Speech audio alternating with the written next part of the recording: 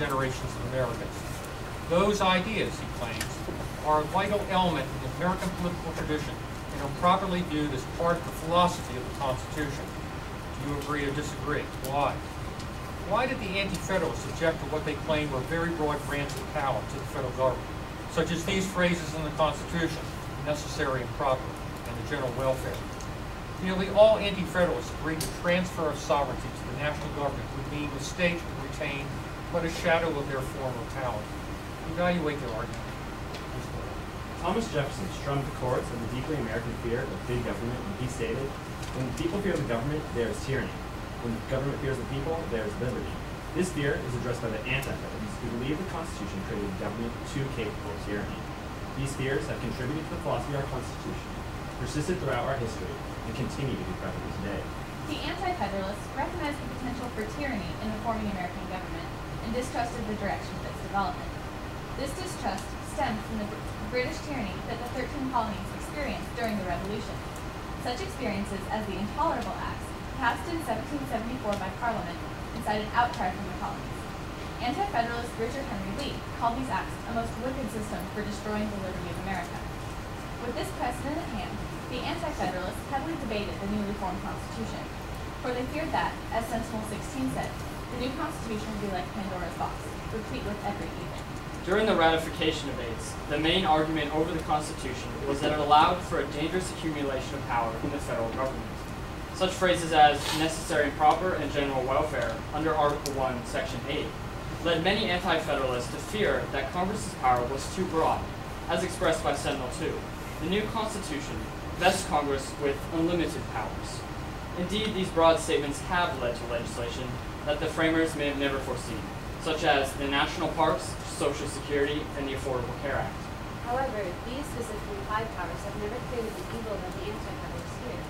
An example of the true abuse of implied powers under the Constitution can be seen in President Franklin Roosevelt's Executive Order 9066 that called for Japanese-American internment. While the Federalists were correct in giving broad power to ensure progress, the Anti-Federalists' fear of abuse of power held people argumentative merit. Many states had established strong identities under the Articles of Confederation, leading many Anti-Federalists to believe the new Constitution would strip away state power, an idea expressed by the Pennsylvania's minority dissent, who stated that the Constitution was founded upon the destruction of the governments of the states. Although the Constitution was established as supreme law of the land under Article 6, Section 2, we disagree that states retain a shadow of their former power. The 10th Amendment has allowed states to be, as described by Supreme Court Justice Louis Brandeis, laboratories of democracy. Recently, the Supreme Court heard arguments in United States v. Windsor on whether or not the federal government under the Defense of Marriage Act, or the states, should define marriage in regards to same-sex couples. 10 states have now legalized same-sex marriage, and during the hearings, Justice Kennedy remarked that DOMA was a violation of states' rights, and the federal government has no jurisdiction on the issue. Although the Constitution maintains the system of checks and balances that has never truly allowed tyranny to occur, the right of the people to monitor and check their government, as the Anti-Federalists did during the ratification debates, has ensured the constant vigilance against an overpowerful government. This can be seen in protest movements such as the outcry following the Alien and Sedition Acts in 1798, draft protests during the Vietnam War, and the recent rise of the Tea Party in American politics. Today, these debates are still alive. As President Barack Obama stated in his second inaugural address, we have never relinquished our fear of central government, and the centuries-long debates about the role of government still persist. These debates include the role of technology and its augmentation of government presence. Following 9/11 in 2001, the Patriot Act was passed to curb terrorism within the U.S. However, it led many to question the government's role in privacy. Recently, controversy over the use of drones targeting American citizens overseas has led many to question governmental power, as exemplified in Senator Rand Paul's recent filibuster. At the heart of the Anti-Federalist foundation in opposition to the proposed Constitution was the argument over the property of government. As George Washington said, like fire is a dangerous servant and a fearful master. Like fire, it can both empower and destroy societies. Therefore, it must be monitored closely and indefinitely. Thank you. That's a great presentation. You've argued that the Anti-Federalists identified many potential abuses of national power, and many that did happen in the course of American history. But then on the other hand, you say, well, the tyranny really did not result. And I'm wondering what it is, what you think it was about the Anti-Federalists that they feared the tyranny would develop. are? What was it about their philosophy? What was it about their social background? Well, they recognized in the Constitution's broad grants of power that seemed too ambiguous for future generations to really set out specific enumerated powers. Brutus XI saw that the Article 3, Section 2, stating that the Supreme Court could rule in all cases in law and equity, would, in essence, mold the government into any shape it pleased. The Anti-Federalists also believed in the possible Republican idea of small monarchies leaders, and this was outlined in Brutus I, where they believed that the federal government would be too powerful and away from the needs of the people. Anti-Federalist paper Agrippa 7 also addressed the issue that local interests need to be heard on the national stage. Many of them fear that if they have this large national government, how will those small communities be represented in this huge government? You mentioned the 10th Amendment and the idea that states can be laboratories of democracy. States can also be laboratories of non-democracy too. How do we deal with the problem that all sorts of bad things can be put into effect in states? Well, one way that we can check and balance the power of both the state and federal government is by sharing jurisdiction on these issues. One example where we see this is that Arizona started passing their own immigration laws that characterize this state as a laboratory of democracy. But then the Supreme Court started reviewing these issues on immigration, and so that took it to the federal level. And we met with our Senator Dean Heller the other day, who told us that if the Department of Homeland Security isn't able to figure out an effective border control system, that will be given back to the border states. So it really shares these powers well. In Federalist 51, Madison describes as double security, in which states and the federal government can check one another. Following the abuses of the African American population in the southern states, the federal government has checked this with such cases as Brown v. Board of Education and the Executive Orders to integrate the schools. Why do you think it took so long? When we talk about the anti-federalist arguments, and we would argue today a lot of them are valid because initially there was limitation on who had the rights to even participate in our government. So why do you think it took so long to get from that point to where we are today, where at least we've attempted to include more in the process? It took so long because the Constitution is a living document, and it's constantly changing with the generations of people.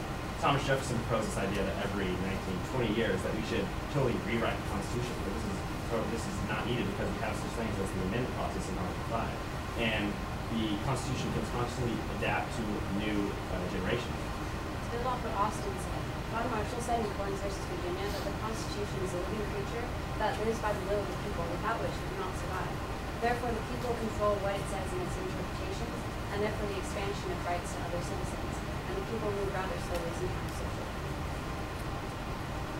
Do you find some connection between the persistence of the anti-federalist sentiment and ideas and values and the fact that the federal government has not tried to interfere in this government, as you said? Is that sentiment important for checking the national government rather than the Constitution itself? This anti-federalist sentiment is absolutely important. Though the anti-federalists were never their own completely united party, they were united in opposition to the Federalists and this fear of big government. So that has remained throughout history and characterizes the debates we see today in what the role of government really is in regards to issues like gun rights and immigration and education. Though the Constitution has several checks and balances, both on the state and national levels, the ideas of the anti-federalists are still prevalent today, and that if people don't want an over-oppressive federal government. This can be seen in the recent same-sex marriage states that have legalized same-sex marriage, and also states that have legalized marijuana. And though these may be seen as some social issues, many people see it as oppression from the federal government and not allowing them to do what they really want. You said that the anti-federalists were not really an organized group per se. Tie that in with the Tea Party. You mentioned the Tea Party earlier. How would the Tea Party fit into the various arguments? Well, many see the Tea Party as this rogue group of people stemming out of the Republican Party and their beliefs. Many people don't associate with the Republican Party. And although Tea Party jurors may will be voted on the federal stage as Rand Paul, their ideas may feel as not, they label themselves as Republican and really they must be Tea Party ideas. You think those views are important for the preservation of democracy, even if they're a small minority? Those views are incredibly important. Thomas Jefferson said that dissent is the highest form of patriotism, and therefore it is our job as citizens and our duty to question the government and present our ideas in every way possible. And no matter the small minority that may question the government, all their may be questioning is valid, and then Rand Paul filibustered the use of drones in the recent Congress, and that is a legitimate fear that many Americans wanted. Why should the government be able to kill Americans overseas without the due process rights guaranteed in the Bill of Rights? Thank you very much. Thank you.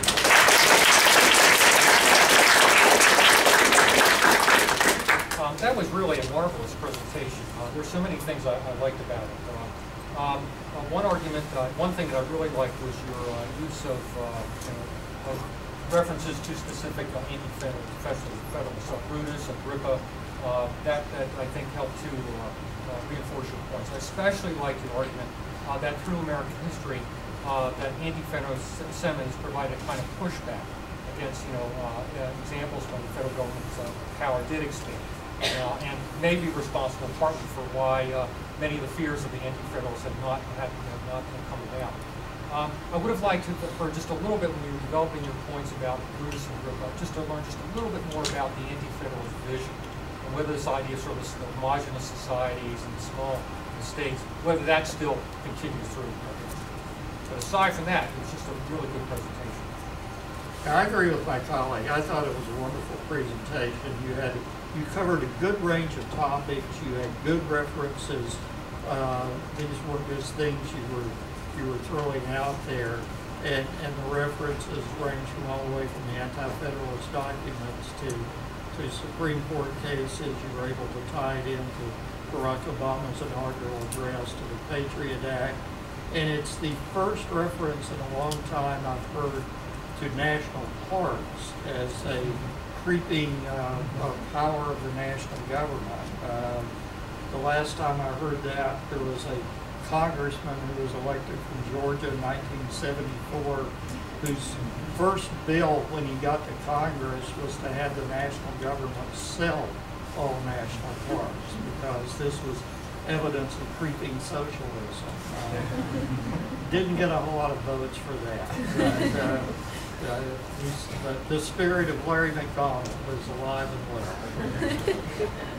I thought your presentation was really just outstanding. We've been listening to these all day, so yours really sticks out, and that's a credit to the quality of your research, the depth of your research, the breadth of your research. And I kind of threw a couple of curveballs at you simply because you'd already answered the questions I had been typically answering, and that's, once again, a credit to your research. And you handled those well. The practical application of the arguments of the anti-federalists to today, all politics are local. So what's important to you in Nevada, these arguments, whether it's a minority position or even a majority position, we have to be able to identify with that and understand it has a value, even if we disagree with it. And I thought you articulated that very well by tying it back to the classic, which is hard to do sometimes. So nice job. Thank you.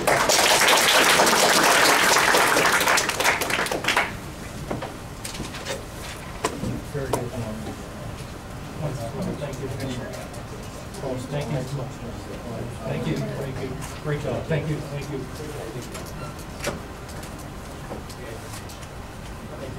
Great job. That was very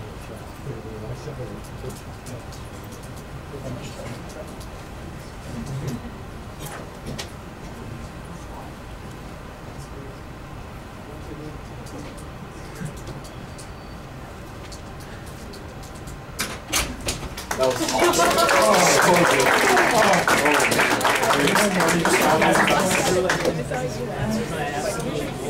Nice job. Awesome. Well, hey, second time around, Austin. You were awesome. That's it right there. Good passion. Just everything about it. I'm pretty sure that's, yeah. I didn't get to ask all the questions. I did. No, we wouldn't even get that. That's what that one historian writes about.